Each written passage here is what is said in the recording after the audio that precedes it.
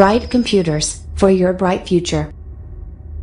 Bright computers for your bright future 20 సంవత్సరాల అనుభవం కలిగిన ఫ్యాకల్టీచే నడపబడుతున్న ISO సర్టిఫైడ్ సంస్థ బ్రైట్ కంప్యూటర్స్ ప్రతి ఒక్కరికి అవసరమైన computer basics, MS office, data entry, office automation కోర్సులు నేర్చుకొని అనేక అవకాశాలని అందిపుచ్చుకోండి. DTP, Photoshop, graphic design, Tally plus GST, multimedia, video editing, hardware కోర్సులు నేర్చుకొని అధిక ఆదాయంతో జీవితంలో స్థిరపడండి. వెబ్ డిజైన్, వెబ్ డెవలప్మెంట్ కోర్సులు నేర్చుకొని ఇంటి వద్ద నుండే సంపాదించండి. C++, జావా, ఒరాకిల్, పైథాన్ నేర్చుకొని సాఫ్ట్వేర్ రంగంలో ప్రవేశించండి. సంప్రదించండి బ్రైట్ కంప్యూటర్స్ 2x6 మరియు 2x9 Brodipet, Guntur. Cell numbers 9494499254 మరియు 9493779333. Bright computers. దేవునికి స్తోత్రం. ప్రభునందు ప్రియులారా, మీ అందరికీ ప్రభు యేసుక్రీస్తు నామములో శుభములు, వందనములు తెలియజేస్తున్నాను. ఈ రీతిగా కలుసుకునే దానికి దేవుడు సహాయపడుతూ వచ్చారు. దాన్ని బట్టి ప్రభుకే మహిమ కలుగునుగాక. ఈ రీతిగా మీ ముందుకు వచ్చేదానికి ఈ ఏర్పాటును కలుగు చేస్తూ తోడ్పాటును అందిస్తూ వచ్చిన మా ప్రియులు పెద్దలు ప్రసాద్ మాస్టర్ గారు, బ్రైట్ కంప్యూటర్స్, వారికి ప్రభునామంలో ప్రేమ వందనాలు తెలియజేస్తున్నాం. మంచిది. దేవుని వాక్యంలో కొన్ని సంగతులు మనం జ్ఞాపకం చేసుకుందాం. పరిశుద్ధ గ్రంథంలో అపోస్తలుల కార్యములలో జరిగిన అనేకమైన సంఘటనలలో ఒక కార్యాన్ని మనం జ్ఞాపకం చేసుకుందాం. దేవుడు అపోస్తలుల ద్వారా జరిగిస్తూ వచ్చిన మహిమ కలిగిన కార్యాలు, గొప్ప కార్యాలు, అవి మనకి చాలా ఆశీర్వాదకరమైనవిగా ఉంటూ ఉన్నాయి. దేవుడు అపోస్తలుని యేసుక్రీస్తు ప్రభువారు మానవుల కొరకు ఆయన లోకానికి వచ్చారు. మనందరిని రక్షించడానికి యేసుక్రీస్తు ప్రభువారి లోకానికి వచ్చారు. దేవుని వాక్యంలో రాయబడిన అనేకమైన సంగతులలో పాపులను రక్షించుటకు క్రీస్తు యేసు ఈ లోకమునకు వచ్చెను అని మనం ఎరుగుదాము. దేవుని లేఖనాన్ని యేసుక్రీస్తు ప్రభువారు ఈ లోకానికి వచ్చారు. మానవుని కొరకు చేయవలసిన పనంతటిని ఆయన సంపన్నం చేస్తూ వచ్చారు. ఈ లోకంలో ప్రతి మానవుడు కూడా పాపిగా ఉంటూ ఉన్నాడు. మానవుడు శాపంలో ఉంటూ ఉన్నాడు. మానవుడు మరణములో ఉన్నాడు. ఇటువంటి మానవుని రక్షించడానికి సరిపోయిన వ్యక్తి ఈ లోకంలో ఎవరు కూడా లేరు. అందుచేతనే తండ్రి అయిన దేవుడు ఆయనే తన ప్రియ కుమారుని ఈ లోకానికి పంపిస్తూ వచ్చారు. ఈ సంగతిని మనందరం కూడా ఎరుగుదుము. యేసుక్రీస్తు ప్రభువారు ఈ లోకానికి వచ్చి తను చేయవలసిన కార్యమంతటిని, మానవుడు రక్షింపబడాలంటే, మానవుని యొక్క పాపములు తొలగింపబడాలంటే పరిశుద్ధుడైన వాడు మరణించాలి. పరిశుద్ధుడైన వాడు మానవుని కొరకు ప్రతిగా ఖచ్చితంగా బలి అవ్వాలి. మానవుడు చేస్తూ వచ్చిన పాపములు తొలగిపోవాలి అంటే, మానవుని యొక్క పాపములు క్షమింపబడాలి అంటే, మానవుడు పాపం నుంచి విడుదల పొందాలి అంటే, మానవునికి బదులుగా జంతువులను, పక్షులను, వేరే వాటిని బలి ఇవ్వటం ద్వారా మానవునికి రక్షణ కలగదు. అందుచేత మానవునికి రక్షణ కావాలంటే మానవుని కొరకు మానవుడే బలి అవ్వాలి.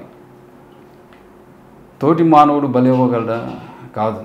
పరిశుద్ధుడైన వాడు. ఎందుకంటే ఈ లోకంలో ఉన్న ప్రతి మానవుడు కూడా, ప్రతి మనుష్యుడు కూడా పాపి. కాబట్టి ఈ పాపి అయిన మనుష్యుని పరిశుద్ధపరచాలి, పవిత్రపరచాలి అంటే పరిశుద్ధుడైన వ్యక్తే కావాలి.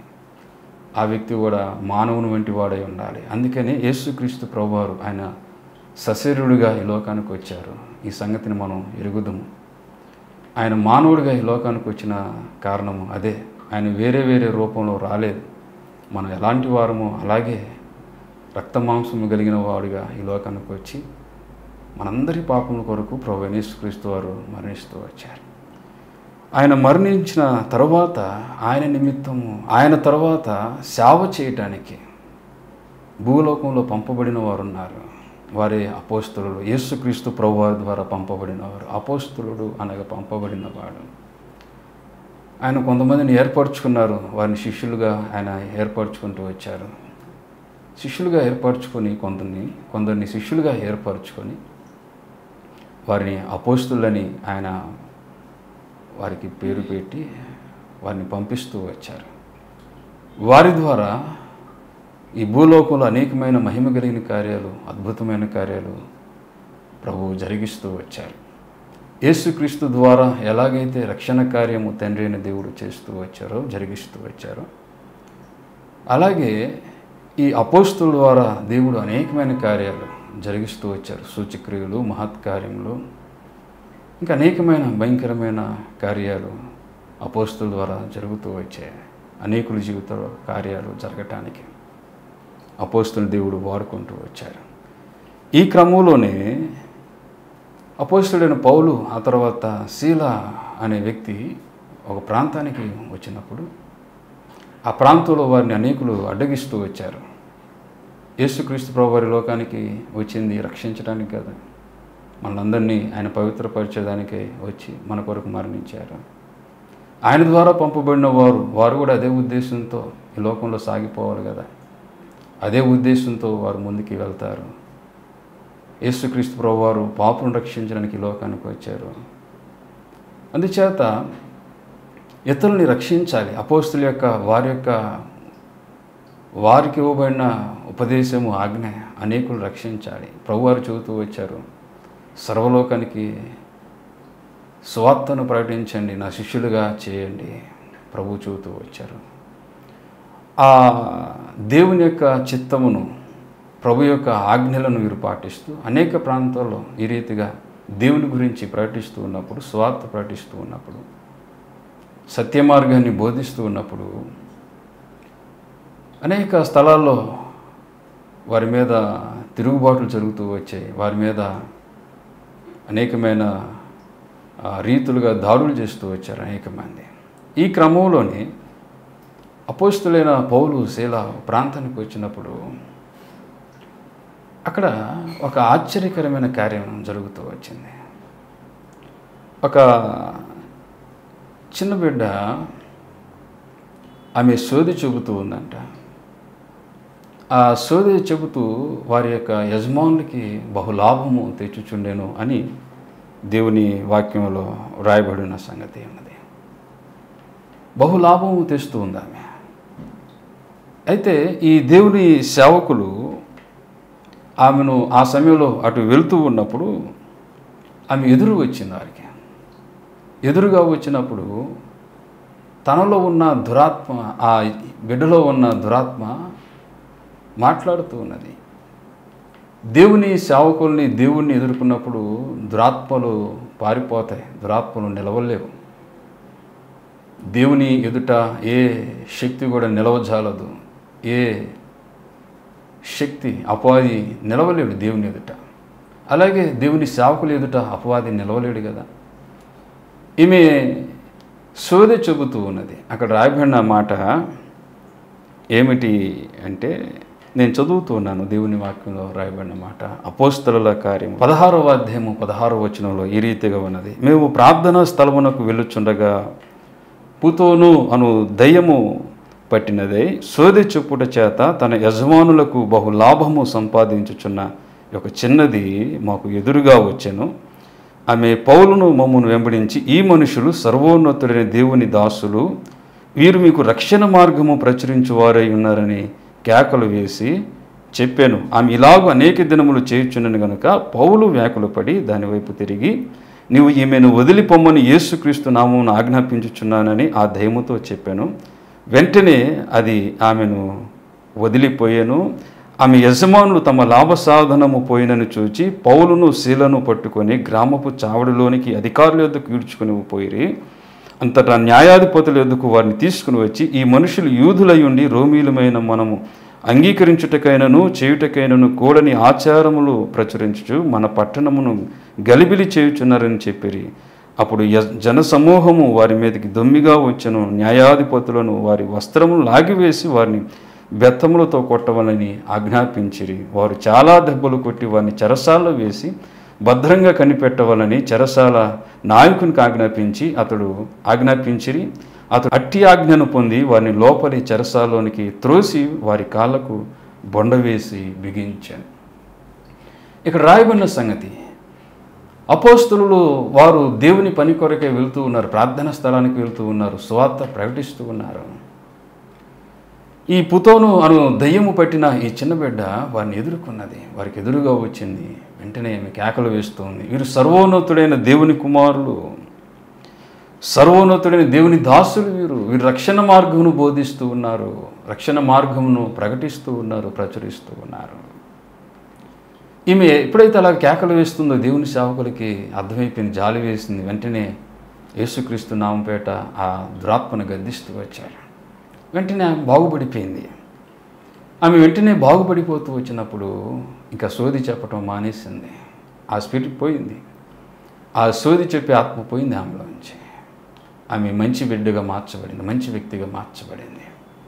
అప్పుడు వెంటనే ఆమె యొక్క యజమానుడికి విపరీతమైన కోపం వచ్చేసింది, భయంకరమైన కోపం. లాభ సాధనము పోయినది. వారి యొక్క బాధ ఏమిటంటే ఆమె మంచిదైనందుకు వారు సంతోషించకుండా లాభ సాధనం పోయింది, వారికి వచ్చే ఆ లాభము పోయినది. వెంటనే విపరీతమైన కోపంతో ఈ పౌలు శీలను వారు పట్టుకుంటూ వచ్చారు. వారిని పట్టుకొని అధికారుల యొద్దకు ఈడ్చుకుని పోయిరి అని దేవుని వాక్యంలో అక్కడ చూస్తున్నాం. తర్వాత జరుగుతూ వచ్చిన కార్యములు మనం ఎరుగుదము. వారి వస్త్రాలు లాగివేశారంట, బెత్తములతో కొట్టారంట, చాలా దెబ్బలు కొట్టిన తర్వాత చెరసాల్లో వేశారు. దేవుని కొరకు సాగిపోతూ ఉన్నప్పుడు ఈ లోకంలో అనేకమైన ఇబ్బందులు, శ్రమలు ఖచ్చితంగా మానవుని యొక్క జీవితంలో వస్తాయి. యేసుక్రీస్తు ప్రభువారు ఈ లోకంలో శ్రమ పడుతూ వచ్చారు. క్రీస్తు మీ కొరకు శ్రమపడేను గనుక మీరును కూడా అట్టి మనసు ధరించుకోండి అని అపోస్తలులు జ్ఞాపకం చేస్తారు. ఆయన శ్రమపడే మనస్సు, ఆయన మన కొరకు నలగొట్టబడుతూ వచ్చారు, ఆయన మన కొరకు గాయపరచబడుతూ వచ్చారు, మరణిస్తూ వచ్చారు. ఆయన ఆఖరి రక్త బిందువు వరకు మన కొరకు ఆయన చిందిస్తూ వచ్చారు ప్రభువైన యేసుక్రీస్తు వారు. ఆయన ద్వారా పంపబడిన అపోస్తలులు వారు కూడా అదే అనుసరణలో వారు ఉన్నారు, అదే నడువడిలో వారు ఉన్నారు, అదే క్రమంలో ఉన్నారు వాళ్ళు. కాబట్టి క్రీస్తు కొరకు శ్రమ పడటానికి వారు ఏమాత్రం కూడా వారు కష్టమని ఎంచుకోలేదు. విపరీతమైన దెబ్బలు కొట్టేశారు. తర్వాత చెరసాల్లోనికి వేశారంట, కాళ్ళకు బొండ వేసి బిగించేశారంట. ఆ తర్వాత జరిగిన కార్యము, వీరిని చెరసాల్లో పెట్టేసేశారు, వీరిని కట్టివేసేశారు, సంఖ్యలు వేసి ఆ తర్వాత బండ వేసి బిగించేశారు. ఈ సమయంలో జరిగిన మరొక ఆశ్చర్యమైన కార్యం, ఈ పౌలు శీలలు వారు దేవుని స్వార్థను ప్రకటించేవారు కదా, దేవుని రాజ్యము కొరకు వారు ప్రతిష్ఠించుకున్నవారు కదా. ఎప్పుడైతే వీరు ఈ చెరసాల్లోనికి వెళ్ళారో అక్కడ కూడా అదే రీతిగా ముందుకెళ్తూ ఉన్నారు. వారు అక్కడ కూడా చెరసాల్లో కూడా వారు మౌనంగా ఉండలేదు, చెరసాల్లో కూడా వారు మౌనంగా ఉండలేదు, వారు ప్రార్థన చేస్తున్నారంట, కీర్తనలు పాడుతూ ఉన్నారు.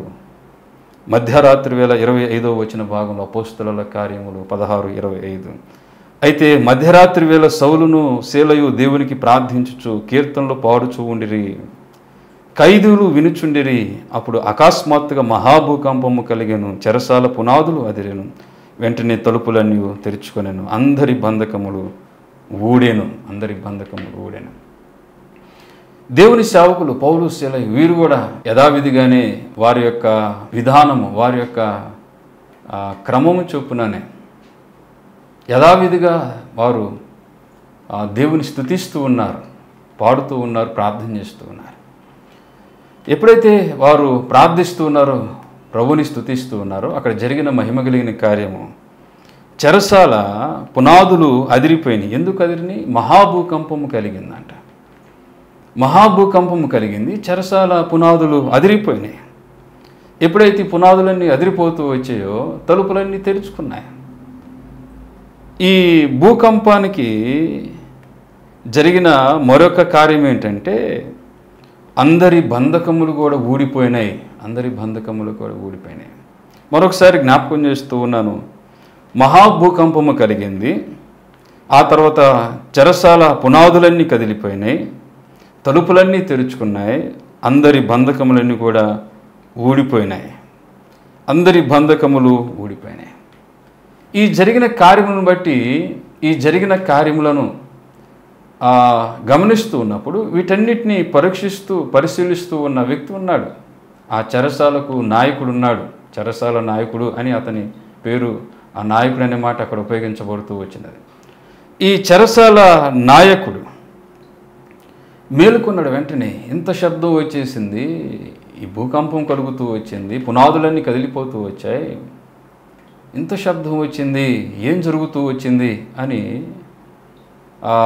మేలుకొని వెంటనే ఆ దీపం తెమ్మని చెప్పి, అది అర్ధరాత్రి వేళ కాబట్టి చూస్తూ వచ్చినప్పుడు అక్కడ జరిగిన కార్యం ఏమిటి అంటే అందరి బంధకాలన్నీ ఊడిపోయినాయి. బహుశా వారందరూ ఒక చోట ఉన్నారు. ఇతను చూసినప్పుడు మొదట ఎవరు కనబడలేదు. బహుశా వెంటనే తన దగ్గరున్న కత్తిని తీసుకుని వెంటనే తను చనిపోవాలి అనుకున్నాడు. కత్తి దూసుకుని చనిపోదాము అనుకున్నాడు. 26, 27, 28 వచ్చిన భాగాలు నేను చదువుతూ ఉన్నా. అప్పుడు అకస్మాత్తుగా మహాభూకంపము కలిగెను, చెరసాల పునాదులు అదిరేను, వెంటనే తలుపులన్నీ తెరుచుకొనెను, అందరి బంధకములు ఊడెను. అంతలో చెరసాల నాయకుడు మేలుకొని చెరసాల తలుపులన్నీ తెరిచినట చూచి ఖైదీలు పారిపోయిరి అనుకొని కత్తి దూసి తన్ను తాను చంపుకొనబోయెను. అప్పుడు పౌలు, నీవు ఏ హాని చేసుకొనవద్దు, మేమందరం ఇక్కడే ఉన్నామని బిగ్గరగా చెప్పాను. అతడు దీపము తెమ్మని చెప్పి లోపలికి వచ్చి వణుకుచు పౌలుకును శీలకును సాగిలపడి. ఈ మాట దగ్గర మనం ఆగగలిగితే, భూకంపము కలుగుతూ వచ్చింది, మహాభూకంపము, పునాదులన్నీ కదిలిపోయినాయి, తలుపులన్నీ తెరుచుకున్నాయి, అందరి సంఖ్యలు బంధకాలు ఊడిపోయినాయి. ఎప్పుడైతే ఈ చెరసాల నాయకుడు గమనిస్తూ వచ్చాడో తలుపులన్నీ తెరుచుకున్నాయి కాబట్టి అందరూ పారిపోయి ఉంటారు. ఇక వేరే ఆలోచన ఏమి కూడా చేసుకోకుండా వెంటనే తన దగ్గర ఉన్న కత్తి తీసుకొని చంపుకోబోతూ ఉన్నాడంట. వెంటనే పౌలు అపోస్తలుడు దైవజనుడు ఒక మాట అంటూ ఉన్నాడు, ఆగుము, నీకు నువ్వేమి హాని చేసుకునవద్దు, మేమందరము ఇక్కడే ఉన్నాము. మేమందరం ఇక్కడే ఉన్నాం, నీకు నువ్వే హాని చేసుకోవద్దు, ఇక్కడే ఉన్నాం మేమందరం. ఈ ఆశ్చర్యకరమైన సంగతిని మనం గ్రహిస్తుంటే ప్రభువునందు ప్రియులారా, నేను తెలియజేయాలనుకుంటున్న ఒక సంగతి ఏమిటంటే, మానవుని యొక్క జీవితంలో అనేక రీతులుగా భయం వెంటాడుతూ ఉంటుంది. మానవుని యొక్క జీవితంలో అనేక సార్లు కలవరాలు వెంటాడుతూ ఉంటాయి. ఈ లోకంలో ప్రతి మానవుని జీవితంలో భయాలు వెంటాడుతూ ఉంటాయి, కలవరాలు వెంటాడుతూ ఉంటాయి. అవి ఎటువంటి పరిస్థితికి దారితీస్తూ ఉంటాయంటే, చనిపోవాలి, ఏదైనా నేను చేసుకోవాలి, ఇక బ్రతకటానికి మార్గం లేదు, బ్రతకటానికి అవకాశం లేదు, ఇక చావే ఖచ్చితంగా నాకు పరిష్కారం అని చాలామంది అనుకుంటూ ఉంటారు. ఈ శ్రేష్టమైన సమయంలో ఒక శుభవార్త దేవుని సేవకునిగా ప్రతినిధిగా తెలియజేస్తూ ఉన్నా. దేవుని ప్రజలారా, ప్రభువునందు ప్రియులారా, మనం ఎటువంటి పరిస్థితుల్లో ఉన్నా కానీ మనం ఆరాధిస్తున్న దేవుడు ప్రభువైన యేసుక్రీస్తు వారు ఎవరంటే మనకి చాలిన దేవుడు. ఏ పరిస్థితుల్లో ఉన్నా కానీ, మనం ఏ పరిస్థితులు ఉన్నా కానీ మన ప్రభువైన యేసుక్రీస్తు ఆయన మనకు చాలినవాడు. ప్రతి పరిస్థితుల్లో మనకి చాలినవాడు. షడ్రకు, మెషకు, అబేద్నెగోలు అనేవారు ఒక దినాన వారు ఎదుర్కొన్న పరిస్థితిని బట్టి వారిని రాజు భయపెడుతూ వచ్చారు. మిమ్మల్ని అగ్నిలో వేస్తాం, అగ్ని 7 అంతలుగా చేసి దాంట్లో వేస్తాము అన్నప్పుడు, ఇక మీరు మరణించబోతూ ఉన్నారు, చావే మీకు ఇక మిగిలినది అని రాజు అంటూ వచ్చినప్పుడు వారు రాజుతో అంటూ ఉన్నారు, రాజా, మేము సేవించుచున్న దేవుడు అగ్నిలో నుండి ఆయన మమ్మల్ని తప్పించి రక్షించడానికి సమర్థుడు. మన ప్రభువైన యేసుక్రీస్తు వారు ఎవరు అంటే, ప్రభువైన యేసుక్రీస్తు ఆయన చాలిన దేవుడు. ప్రతి పరిస్థితుల్లో, ప్రతి సమయంలో, ప్రతి సమస్యలో ఆయన చాలినవాడు. ఆయన మనకు చాలిన దేవుడు, ఆయన చాలినవాడు. ప్రభుకి మహిమ కలుగును గాక. దేవునికి స్తోత్రం. ప్రతి పరిస్థితుల్లో ఆయన మనకి చాలినవాడు, చాలిన దేవుడు ఆయన. ఇక్కడ మనం జ్ఞాపకం చేసుకుంటూ ఉంటే, ఈ చెరసాల నాయకుడు మేలుకొని తలుపులన్నీ తెరవబడి ఉండట చూచి ఇక ఖైదీలందరూ పారిపోయారు. వీరందరికీ నేనే సమాధానం చెప్పవలసింది, బదులు ఇవ్వాల్సింది నేనే. ఖచ్చితంగా నన్ను చంపేస్తారు. వారు నన్ను చంపేయక మునిపే, వారు నన్ను శిక్షించక మునిపే నేనే చనిపోతే బాగుండు కదా అనుకున్నాను. ఈరోజు చాలామంది అలాగ అనుకుంటారు, ఈ సమస్యల్లో చనిపోతే బాగుండు కదా, ఈ సమస్యల్లో మనమే దీనికి ముగింపు అనేది మనమే చేసుకుంటే బాగుంటుంది కదా అని చాలామంది అనుకుంటూ ఉంటారు. ఒక శ్రేష్టమైన నిరీక్షణతో కలిగిన ధైర్యముతో కూడిన శుభవార్త ఏమిటంటే మన ప్రభు అయిన యేసుక్రీస్తు. ప్రభునందు ప్రియులారా, యేసుక్రీస్తు ప్రభువారు మనకి చాలినవాడు. ఆయన మనకి చాలిన దేవుడు, మనకి చాలిన దేవుడు. ఆయన మనల్ని తప్పించడానికి సమర్థుడైన దేవుడు, మనల్ని రక్షించడానికి సమర్థుడైన దేవుడు, మనల్ని విడిపించడానికి సమర్థుడైన దేవుడు.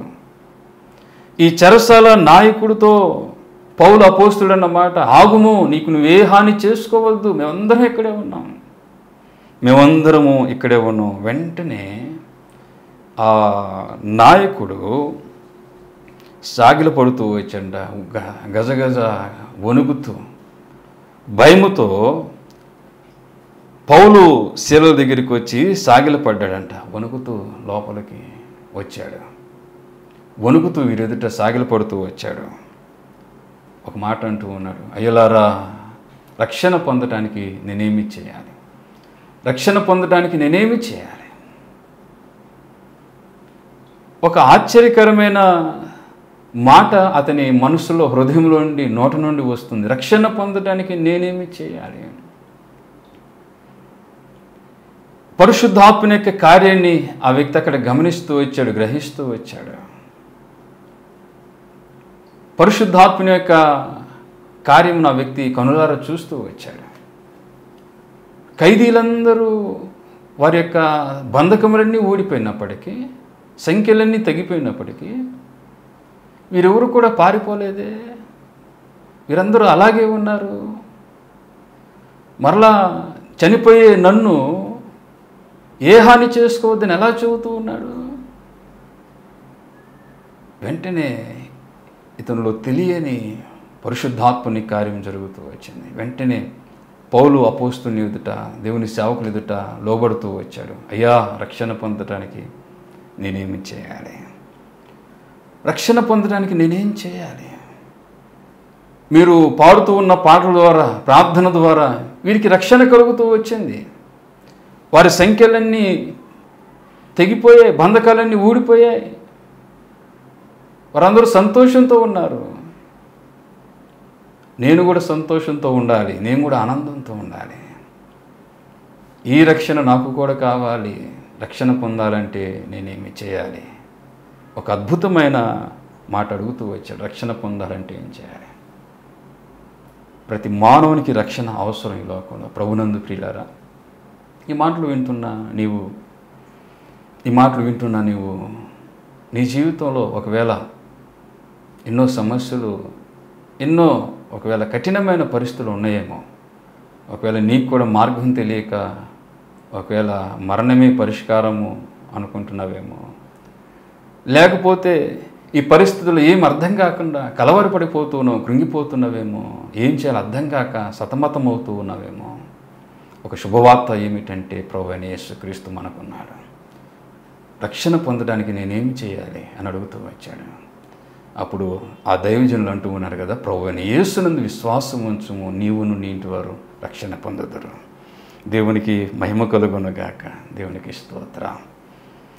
దేవుని సేవకులు అంటున్నారు, ప్రభువైన యేసునందు విశ్వాసం ఉంచుము, అప్పుడు నీవును నీ ఇంటి వారు రక్షణ పొందుతారు.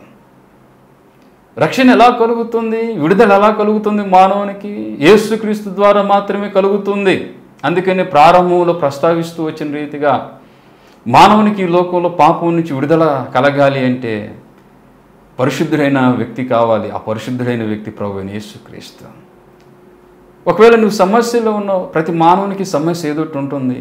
నీ సమస్య నుంచి ఎవరు విడిపిస్తారు? శరీరుడు, అతడు కూడా శరీరుడే కాబట్టి నీ సమస్యలు అతడు నీకు సహాయపడలేకపోవచ్చు. ఒకవేళ నీ స్థాయికి తగిన సమస్యలు నీకుంటే అతడి స్థాయికి తగిన సమస్యలు అతనికి ఉంటాయి కదా.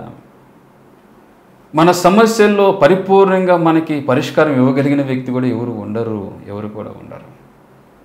నీ పరిస్థితి ఏదైనప్పటికీ, నీ సమస్య ఏదైనా కానీ, నీ స్థితి ఏదైనా కానీ సంపూర్ణంగా నిన్ను విడిపించగలిగిన వ్యక్తి ఎవరు అంటే ప్రభువైన యేసుక్రీస్తు.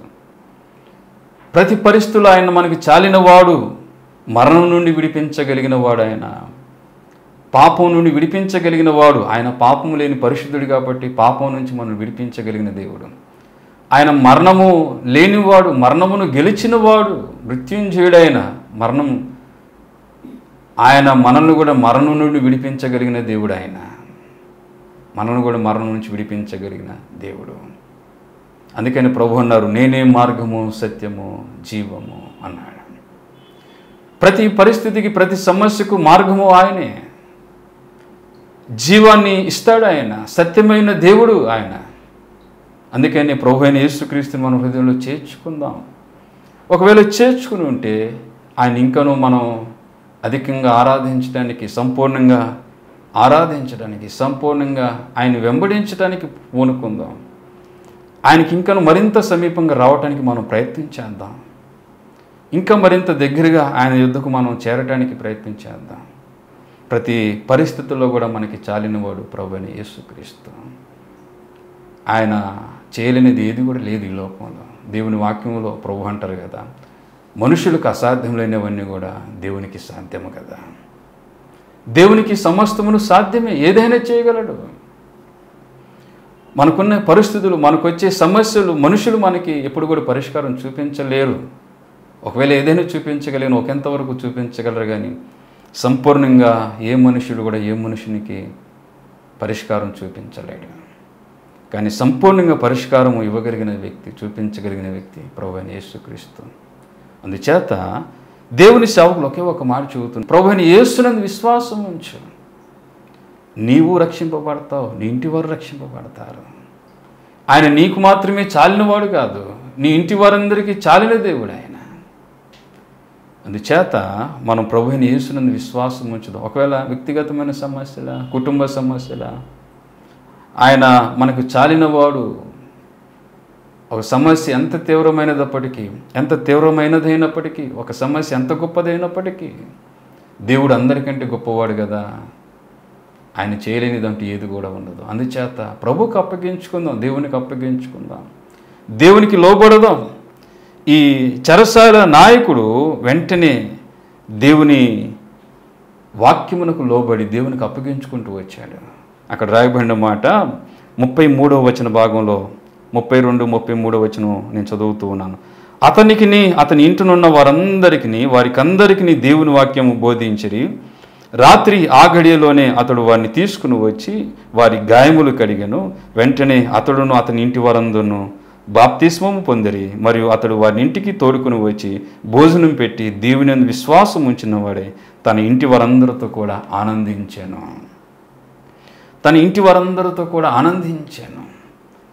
ఆనందము అనేది దేవునిలోనే ఉన్నది. క్రీస్తుతోనే మన ఆనందం ఉన్నది. ప్రభు లేకుండా ఆనందం ఉండదు, దేవుడు లేకుండా ఆనందం ఉండదు. నిజమైన సంతోషము, నిజమైన ఆనందము ఈ లోకంలో, నిజమైన సమృద్ధి, నిజమైన శాంతి, నిజమైన రక్షణ, ఇవన్నీ కూడా క్రీస్తులోనే దాగి ఉన్నాయి. అందుచేత ప్రభువైన యేసుక్రీస్తుని మన హృదయంలో మనం చేర్చుకుందాం. ఆయన మనం అంగీకరిద్దాం, హృదయంలోనికి చేర్చుకుందాం. ప్రభువైన యేసుక్రీస్తుని మనం విశ్వసిద్దాం. ఆయన దేవుడని మనం కూడా విశ్వసిద్దాం. దేవుడు రక్షకుడు, విడిపించేవాడని మనం ఎరిగి ఆయనకు అప్పగించుకుని ఆయన పాదాల దగ్గర మనం సాగిలపడదాం. యేసుక్రీస్తు ప్రభుని చేర్చుకోవటం అంటే ఎలాగండి మరి అని అనుకోవచ్చు ప్రభునందు ప్రియులారా. యేసుక్రీస్తు ప్రభుని చేర్చుకోవాలంటే నీ ఇంటిలోనికి ఎవరైనా నువ్వు చేర్చుకోవాలంటే ఇంటి ద్వారాలు తెరవాలి, తలుపులు తెరవాలి, ఇంటిలోనికి అతన్ని పిలవాలి, రండి అని వస్తాను. అలాగే మన హృదయంలోనికి యేసుక్రీస్తు ప్రభుని మనం ఆహ్వానించడానికి మన హృదయాన్ని సిద్ధపరచాలి.